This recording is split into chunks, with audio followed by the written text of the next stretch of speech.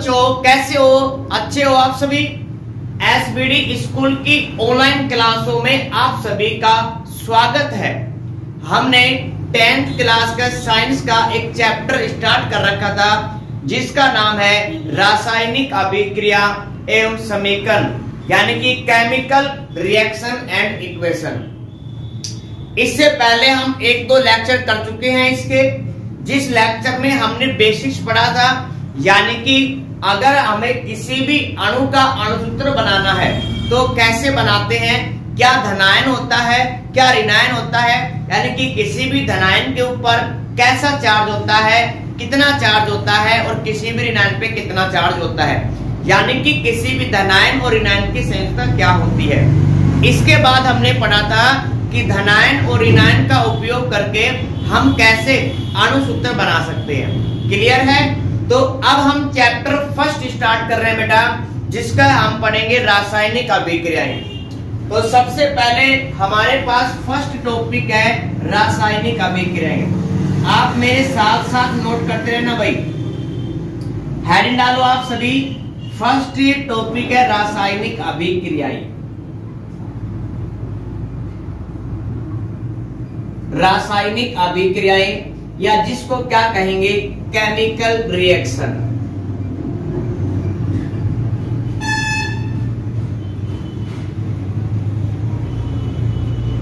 Clear है?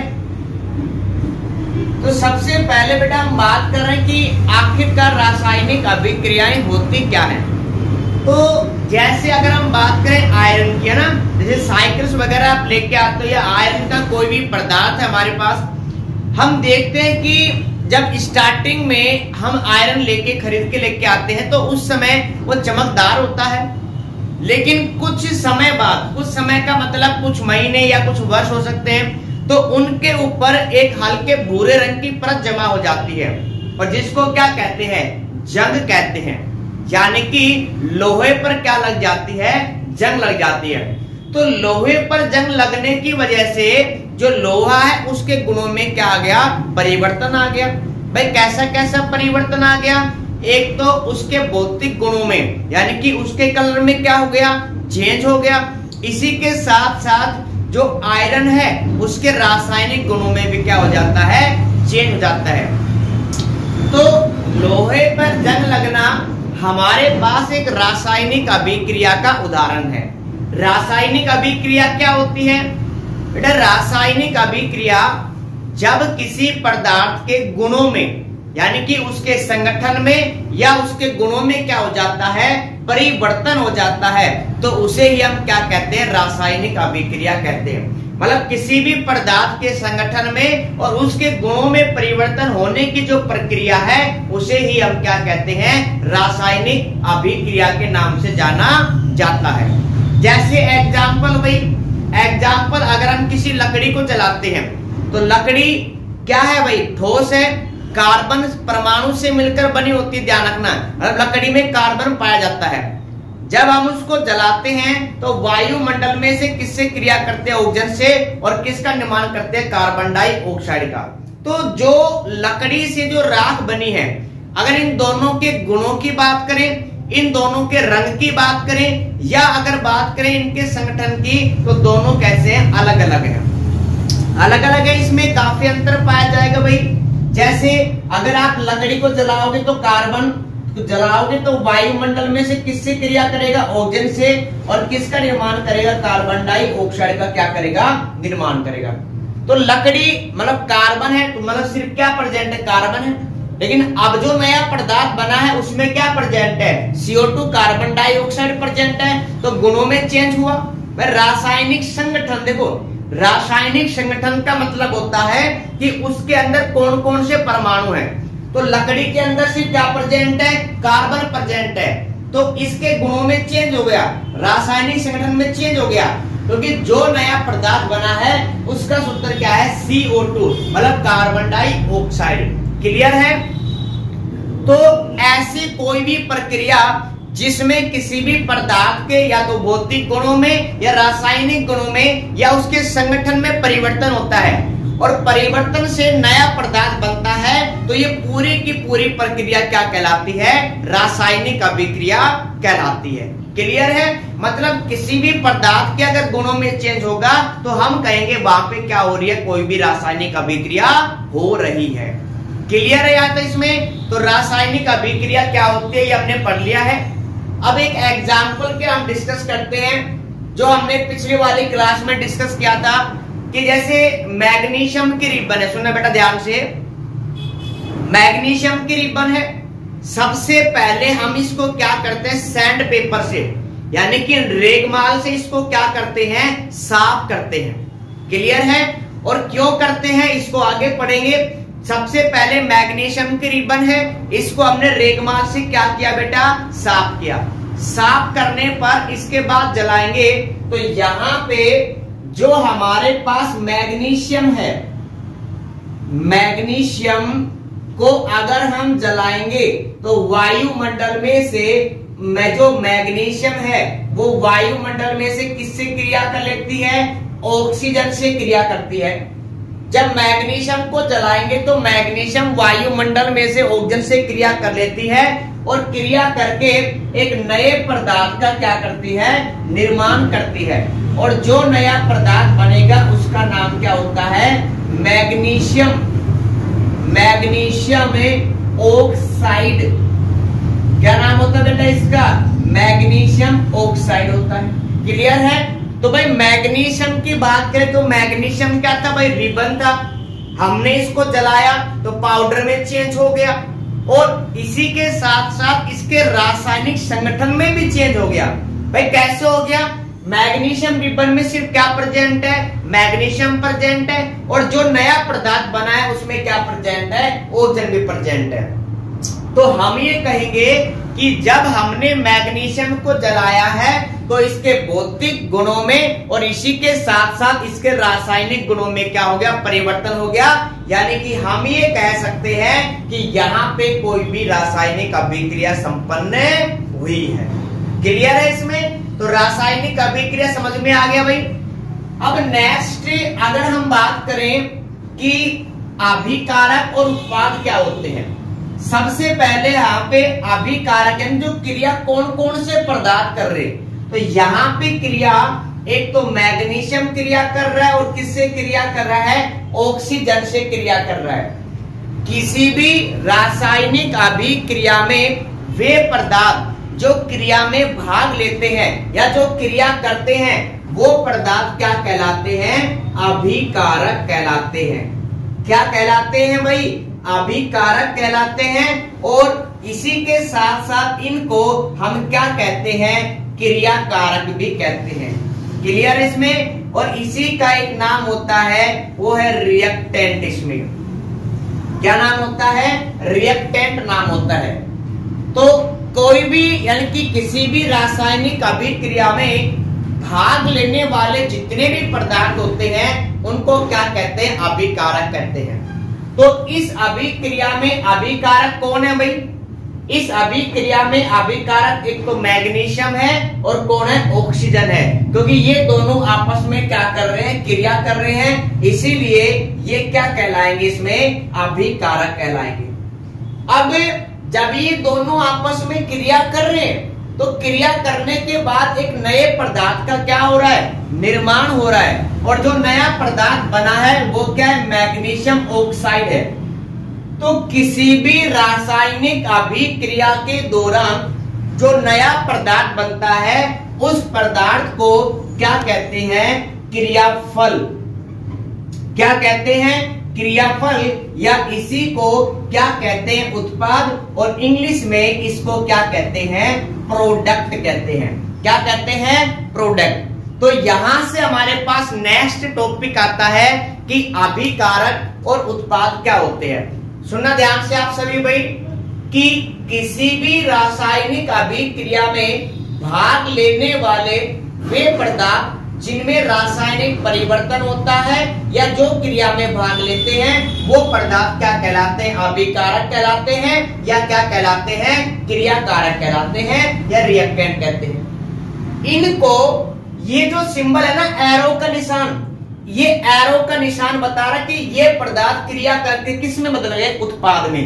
मतलब ये इनके चेंज होने को बता रहा है एरो का सिंबल इसमें, यानी कि ये क्रिया कर रहे हैं, क्या बना रहे हैं, उत्पाद बना रहे हैं। तो जो अभिकारक होते हैं इनको एरो के निशान से पहले लिखते हैं या बाईं ओर लिखते हैं। जबकि उत्पाद क्या होते हैं, तो किसी भी रासायनिक अभिक्रिया में बनने वाले नए पदार्थ को ही क्या कहते हैं, उत्पाद कहते हैं। और इनको कहां पे लिखते हैं, एरो के निशान के पीछे, यानी थोड़ी आगे, या हम कह सकते हैं दाईं ओर लिखते हैं। क्लियर है यहां तक बेटा? अगर आपको अभिकारक और उत्पाद समझ में आया है तो जल्दी से आप वीडियो को लाइक करो बेटा, जल्दी से लाइक करो, शाबाश। अब मैं आपको एक एग्जाम्पल देता हूं जिसमें आपको मुझे बताना है कि अभिकारक कौन है और उत्पाद कौन है। जैसे एग्जाम्पल की बात करें, अगर हम कॉपर की अभिक्रिया को कॉपर की नहीं कराएंगे, हम जिंक की अभिक्रिया कॉपर सल्फेट, भाई CuSO4 का नाम क्या होता है बेटा, कॉपर सल्फेट होता है। तो यानी कि हम जिंक की अभिक्रिया अगर कॉपर सल्फेट से कराते हैं तो यहाँ पे उत्पाद में बनेगा जिंक सल्फेट, यानी कि ZnSO4, और प्लस में क्या बनेगा, कॉपर बनेगा। तो बेटा सबसे पहले आप मुझे ये बताओ कि इस अभिक्रिया में अभिकारक कौन है और उत्पाद कौन है। बेटा आप कॉपी में करो, जल्दी से कॉपी में करो, शाबाश, कॉपी में करो इसको जल्दी से, और रिएक्शन लिखो, और ये लिखो इसमें नीचे अभिकारक कौन है, उत्पाद कौन है। बेटा जल्दी लिखो, इसमें कर लिया आपने, शाबाश बेटा, वेरी गुड। तो यहाँ पे देखो, अगर हम बात करें जिंक और कॉपर सल्फेट, ये दोनों आपस में क्रिया कर रहे हैं ना, तो क्रिया करने वाले पदार्थों को क्या कहते हैं, अभिकारक। तो बेटा अभिकारक कौन है यहाँ पे, जिंक, और कौन है, कॉपर सल्फेट है। जबकि नया पदार्थ क्या बना है, जिंक सल्फेट और कॉपर बना है, तो ये पदार्थ क्या है, क्रियाफल है, यानी कि उत्पाद है। बेटा क्लियर है, क्लियर है यहाँ तक सभी को बेटा? अब नेक्स्ट हम टॉपिक पढ़ेंगे, इसमें नोट करो बेटा, यहाँ तक वीडियो को पहले पॉज करो और इतना नोट करो जल्दी से, रफ कॉपी में नोट करो जल्दी बेटा, इसको नोट कर लिया बेटा, नोट कर लिया।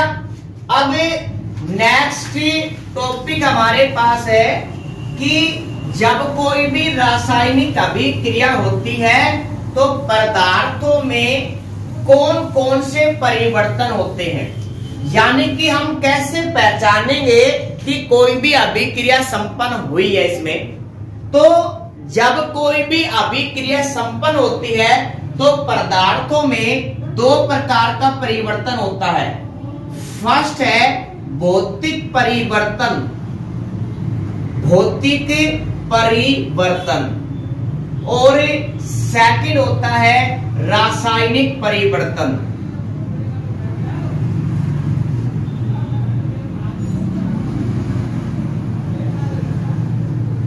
क्लियर है बेटा? यानी कि अगर किसी भी पदार्थ में अगर अभिक्रिया होती है तो उसमें दो प्रकार का परिवर्तन हो सकता है, या तो भौतिक परिवर्तन या रासायनिक परिवर्तन। या हम कह सकते हैं जब भी अभिक्रिया होती है तो दो प्रकार का परिवर्तन होता है, भौतिक और रासायनिक परिवर्तन। क्लियर है बेटा? अब फर्स्ट हम पढ़ रहे हैं भौतिक परिवर्तन क्या होता है। सबसे पहले एक एग्जाम्पल से स्टार्ट करते हैं। जैसे हमारे पास यहाँ पे है बर्फ, क्या है भाई, बर्फ है, और बर्फ किस अवस्था में होती है, ठोस अवस्था में होती है, इसीलिए हमने यहाँ पे क्या लिखा है, एस। जब हम बर्फ को क्या करेंगे, गर्म करेंगे, जब बर्फ को हम गर्म करेंगे तो ये किसमें परिवर्तित हो जाएगी, द्रव में। किसमें परिवर्तित हो जाएगी बेटा, द्रव में परिवर्तित हो जाएगी। और द्रव को अगर हम गर्म करेंगे तो ये किसमें परिवर्तित हो जाएगी बेटा, वाष्प में। तो वाष्प क्या है बेटा, एक गैस ही तो होती है, गैसीय अवस्था में तो होती है। तो यहाँ पे हम क्या लिखेंगे बेटा, यहाँ पे जी लिखेंगे। द्रव कैसा है, लिक्विड है, तो बेटा यहाँ पे क्या लिखेंगे, एल लिखेंगे यहाँ पे। तो जो आपके पास बर्फ है उसको आपने गर्म किया, ये किसमें बदल गई, जल द्रव में, और द्रव को आपने गर्म किया तो किसमें बदल गई बेटा, वाष्प में। अब यहाँ पे हम देख रहे हैं कि इनकी अवस्था में चेंज हो रहा है। अवस्था में क्या हो रहा है बेटा, चेंज हो रहा है ना। बर्फ की अवस्था कैसी है? ठोस अवस्था है। तो इसमें द्रव की अवस्था कैसी है? लिक्विड है। और वाष्प किस अवस्था में है? गैसीय अवस्था में। मतलब इनके किसमें परिवर्तन हो रहा है बेटा? अवस्था में परिवर्तन हो रहा है। इसी के साथ साथ बेटा अगर हम अणुसूत्र की बात करते हैं तो जल है, जल का अणुसूत्र क्या होता है बेटा? H2O। अगर आप जल को फ्रिज में ठंडा करके जमाओगे तो क्या इसका अणुसूत्र चेंज होगा क्या बेटा? अणुसूत्र चेंज नहीं होगा, ध्यान रखना। जो बर्फ है वो किससे मिलकर बनी है बेटा? जल से ही तो मिलकर बनी है। और जल के यहाँ पे फॉर्मूला क्या होता है? H2O। यानी कि बर्फ का भी फॉर्मूला क्या है? H2O। जब आपने जल को गर्म किया तो उसकी क्या बन गई? वाष्प बन गई। लेकिन वाष्प किसकी है बेटा? जल की तो है, इसीलिए वाष्प का फॉर्मूला भी यहाँ पे क्या है? इसमें H2O है। अब आप मुझे ये बताओ, क्या इनके रासायनिक संगठन में, मतलब इनके अणुसूत्र में किसी भी प्रकार का चेंज हुआ है क्या? देखो भाई, बर्फ है, इसका भी अणुसूत्र क्या है भाई? H2O है। आपने गर्म किया तो द्रव में बदल गया, अभी भी इसका फॉर्मूला क्या है? H2O है। वाष्प है तो भी H2O है। मतलब इनके अणुसूत्र में चेंज नहीं हुआ। हम इसको कह सकते हैं कि इनके रासायनिक संगठन में चेंज नहीं हुआ है। और ऐसा परिवर्तन जिसमें केवल पदार्थ के भौतिक गुण, जैसे उसकी अवस्था में, जैसे उसके रंग में, जैसे उसकी गंध में अगर चेंज हो जाता है तो ऐसा ही परिवर्तन क्या कहलाता है? भौतिक परिवर्तन कहलाता है। जैसे हमारे पास खाना है, सुनो ध्यान से, जो हमारे पास खाना है उसकी क्या आती है? स्मेल आती है। जब वो ठंडा हो जाएगा तो उसकी स्मेल नहीं आती है। तो क्या उसमें रासायनिक परिवर्तन हो गया क्या? नहीं। कैसा परिवर्तन हुआ है बेटा? भौतिक परिवर्तन हुआ है। कैसा परिवर्तन हुआ है? भौतिक परिवर्तन हुआ है, ध्यान रखना इसमें। नेक्स्ट हम बात करते हैं रासायनिक परिवर्तन की बेटा। तो रासायनिक परिवर्तन में क्या होगा कि इनके रासायनिक, यानी कि जो पदार्थ होते हैं उनके रासायनिक गुणों में क्या हो जाएगा? परिवर्तन। उनके रासायनिक संगठन में क्या हो जाएगा बेटा? परिवर्तन। जैसे एग्जाम्पल, हम कोयले को क्या करते हैं? जलाते हैं। तो कोयले में क्या प्रेजेंट है बेटा? कार्बन प्रेजेंट है। हमने इसको जलाया तो वायुमंडल में से किससे क्रिया कर रहा है? ऑक्सीजन से क्रिया कर रहा है। और किसका निर्माण कर रहा है? कार्बन डाइऑक्साइड का। यहाँ पे जो लकड़ी है, ठीक है, जो कोयला है, उसमें क्या प्रेजेंट है बेटा? कार्बन प्रेजेंट है। जो उत्पाद बना है इसमें क्या प्रेजेंट है? ऑक्सीजन प्रेजेंट है। क्या इस कार्बन के साथ ऑक्सीजन जुड़ा है क्या? इस कार्बन के साथ बात कर रहा हूं मैं, नहीं। लेकिन उत्पाद में क्या प्रेजेंट है बेटा? ऑक्सीजन प्रेजेंट है। मतलब नया ही पदार्थ बन गया। पहले CO2 थी क्या इसमें? नहीं थी, ध्यान रखना। ऑक्सीजन अलग थी, कार्बन अलग था। लेकिन अब नया पदार्थ बना है, कौन सा? CO2। इसके रासायनिक संगठन में क्या हो गया? चेंज हो गया। क्योंकि पहले CO2 नहीं था बेटा, CO2 नया पदार्थ बना है। पहले सिर्फ क्या था? कार्बन था। और कौन था? ऑक्सीजन इसमें। तो हम यहाँ पे कहेंगे कि ऐसा परिवर्तन जिसमें पदार्थ के रासायनिक गुणों में परिवर्तन होता है, तो ऐसा परिवर्तन क्या कहलाता है? क्या कहलाता है? रासायनिक परिवर्तन होता है। और सिर्फ किसमें? भौतिक गुणों में चेंज होता है, उसको क्या कहते हैं? क्या कहते हैं बेटा? भौतिक परिवर्तन कहते हैं। क्लियर है यहाँ तक बेटा? यहाँ तक समझ में आया तो जिन्होंने अभी तक वीडियो लाइक नहीं की है, जल्दी से आप वीडियो को लाइक करो, फिर आगे चलते हैं। शाबाश बेटा, जल्दी से वीडियो को लाइक करो आप सभी। चले आगे। शाबाश बेटा, शाबाश। अब हमें क्या पढ़ना है?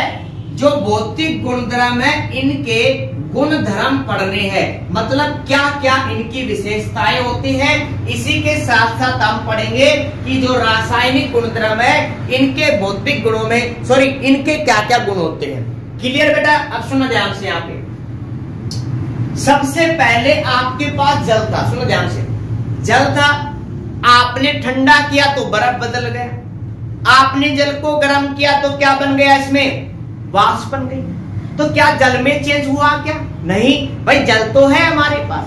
तो मतलब इसमें कोई नया पदार्थ बना क्या बेटा? नहीं। तो हम कहेंगे कि भौतिक पदार्थ में कभी भी नए पदार्थ का निर्माण नहीं होता है। कभी भी नया पदार्थ नहीं बनेगा, ध्यान रखना। जल है तो जल ही रहेगा। यानी कि H2O यहाँ पे भी है, H2O यहाँ पे भी है और H2O यहाँ पे भी है बेटा। क्लियर है यहाँ तक सभी को? अब नेक्स्ट अगर हम बात करें गुणधर्म नंबर सेकंड की, यहाँ पे भाई बर्फ थी, सुनना ध्यान से, बर्फ को हमने गर्म किया, किसमें बदल गई? द्रव में। द्रव को गर्म किया, किसमें बदल गई? वाष्प में। तो यहाँ पे परिवर्तन हो रहा है, लेकिन किसकी वजह से हो रहा है? ताप की वजह से हो रहा है, यानी कि परिवर्तन का कारक कौन है? ताप है। अगर आप क्या कर रहे हो कि जो वाष्प उसको ठंडा कर दो, मतलब आपने ताप दिया था उसको हटा के उसको क्या कर दो? ठंडा कर दो। तो ठंडा करोगे तो वाष्प किसमें बदलेगी? द्रव में। और द्रव किसमें बदलेगा? किसमें? बर्फ में बदलेगा। तो हम ये कह सकते हैं कि जो परिवर्तन का कारक है उसको अगर हटा दे तो वापस हमें पहले से वाला जो पदार्थ है वो फिर से क्या हो जाएगा? प्राप्त हो जाएगा। जैसे यहाँ पे हमें बर्फ से क्या बनाया है? द्रव। लेकिन किस कारक की प्रेजेंस में हुआ है? ताप की वजह से हुआ है ना। आप ताप को हटा दो, इसको ठंडा कर दो, तो वापस हमें द्रव से क्या मिल जाएगा? बर्फ मिल जाएगी। तो हम ये कह सकते हैं कि परिवर्तन का कारण अगर हम हटा दें तो पहले वाला पदार्थ हमें फिर से क्या हो जाएगा? प्राप्त हो जाता है। यानी कि भौतिक परिवर्तन में परिवर्तन का जो कारक है उसको अगर हटा दे तो पहले वाला पदार्थ हमें क्या होगा? फिर से प्राप्त हो जाएगा। क्लियर है यहां तक इसमें? अब यहां पे सुनना ध्यान से, जब रासायनिक परिवर्तन होता है तो पहले कार्बन डाइऑक्साइड थी क्या बेटा? कार्बन डाइऑक्साइड नहीं थी। कार्बन डाइऑक्साइड तो क्रिया करने के बाद बनी है। इसीलिए हम ये कहेंगे कि यहाँ पे रासायनिक परिवर्तन में हमेशा नए पदार्थ का क्या होता है? निर्माण होता है। नए पदार्थ का क्या होता है बेटा? निर्माण होता है, ध्यान रहे। अब नेक्स्ट, जैसे एग्जाम्पल मेरे पास ये मार्कर है, ठीक है। मार्कर क्या है? प्लास्टिक है। प्लास्टिक में क्या है? कार्बन है। अगर मैंने इस मार्कर को जला दिया तो इसकी बन गई राख और प्लस में CO2 गैस क्या हो गई? बाहर निकल गई। क्या मैं उस राख से, सुनो ध्यान से, क्या मैं उस राख से और CO2 गैस से वापस पेंट बना सकता हूं क्या बेटा? नहीं बना सकते। क्लियर है? नहीं बना सकते, ध्यान रखना। यानी कि अगर आपके पास जैसे हजार रुपए के, सॉरी हजार नहीं, ठीक है, 2-2 हजार की आपके पास नोटों की गड्डी है, आप ये मानना इस चीज को, और वो आपसे जल गई गलती से, क्या बन गई? राख बन गई। अब क्या उस राख से वापस 2000 के नोट बना सकते हो क्या? जादू लगा के कि चुर घुस वाला, इसमें ना जादू बोलते हैं ना कि चिंकला बनकर, जो भी बोलते हैं, क्या जादू लगा के आप क्या कर सकते हो? उसको वापस 2000 गड्डी बना सकते हो क्या बेटा? नहीं बना सकते, ध्यान रखना। क्लियर है? किसी भी मैजिक से हम उसको वापस नहीं कर सकते हैं। इसीलिए हम कहेंगे कि यहाँ पे परिवर्तन का कारक अगर हटा दिया जाए तो पहले वाला पदार्थ प्राप्त नहीं होगा। क्लियर है? पहले वाला जो पदार्थ है वो हमें प्राप्त नहीं होगा। नेक्स्ट हमारे पास अगर गुणधर्म की बात करें, इसमें देखो 2 गुणधर्म हम डिस्कस कर चुके हैं। यहां तक क्लियर है बेटा? मुझे बताओ पहले, इन दोनों में अगर आपको कोई प्रॉब्लम है तो जल्दी से कमेंट सेक्शन में जल्दी से लिखो बेटा, जल्दी से लिखो। शाबाश। क्लियर है ना बेटा? ठीक है, आगे चले। शाबाश। अब नेक्स्ट जो गुणधर्म हमारे पास, ध्यान देना, तो यहाँ पे 2 कारक पड़ चुके हैं। मतलब आप क्या देखो, सुनो ध्यान से भाई, बर्फ है, बर्फ को गर्म करोगे तो जल बढ़ेगा, जल को गर्म करोगे तो वाष्प बढ़ेगी, वाष्प ठंडा करोगे तो जल बढ़ेगा, जल को ठंडा करोगे तो जिसमें क्या बढ़ेगी? बर्फ बढ़ेगी। मतलब ये एक अस्थायी है, ऐसा नहीं है कि बर्फ से जल बन गया तो अब जल से बर्फ कभी भी नहीं बढ़ेगी। तो हम ये कहेंगे कि यहाँ पे जो भौतिक परिवर्तन होते हैं वो कैसे होते हैं? अस्थायी परिवर्तन होते हैं, ध्यान रखना। सॉरी, स्थायी नहीं, क्या है? अस्थायी परिवर्तन होते हैं। मतलब आप इनको बार बार चेंज कर सकते हो, लेकिन अगर आपके पैसे जल गए, 2-2 हजार रुपए की गड्डी जल गई, तो वो 2000 रुपए की गड्डी फिर से नहीं आएगी, ध्यान रखना। अगर लकड़ी जल गई, राख बन गई, तो उस राख से फिर से लकड़ी नहीं बना पाओगे, ध्यान रखना। क्लियर है? तो हम कहेंगे कि यह परिवर्तन कैसा होता है? स्थायी परिवर्तन होता है। कैसा होता है बेटा? स्थायी परिवर्तन होता है। क्लियर है यहां तक? तो यहाँ पे हमारे पास ये है लेक्चर नंबर फर्स्ट, जिसमें हमने पढ़ा है कि आखिरकार रासायनिक अभिक्रियाएं क्या होती हैं और रासायनिक अभिक्रियाओं में अभिकारक क्या होते हैं, उत्पाद क्या होते हैं। इसी के साथ साथ हमने पढ़ा है कि रासायनिक अभिक्रिया के दौरान पदार्थों में दो प्रकार का परिवर्तन होता है, एक भौतिक परिवर्तन और दूसरा कैसा होता है, रासायनिक परिवर्तन। ठीक है, इन दोनों में हमने क्या पढ़े बेटा, अंतर पढ़े हैं। क्लियर है यहां तक सभी को? अगर अच्छे से समझ में आए तो बेटा वीडियो को जरूर लाइक करना आप सभी, ठीक है।